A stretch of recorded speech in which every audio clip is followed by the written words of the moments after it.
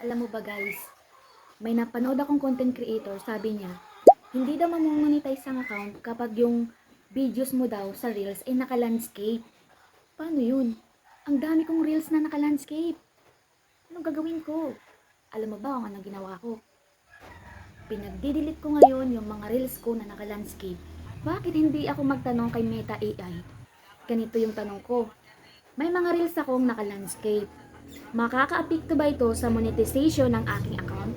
Sagot niya, ang pagkakaroon ng reels na naka-landscape ay pwedeng makaapekto sa performance ng reels mo.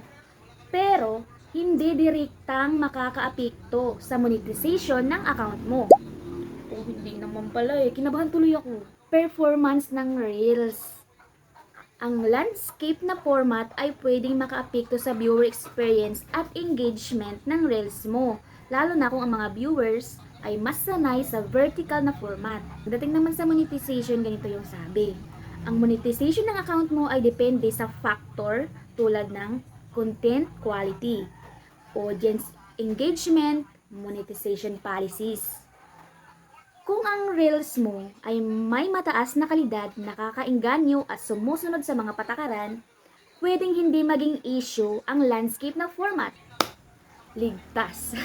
Pero guys, meron pa rin sinasuggest sa Meta na format ng videos na ating gagamitin kung tayo ay gagawa ng long form videos o ng reels. Kung gagawa ka ng long form videos, dapat ito ay naka-landscape at ang size nito ay 16:9.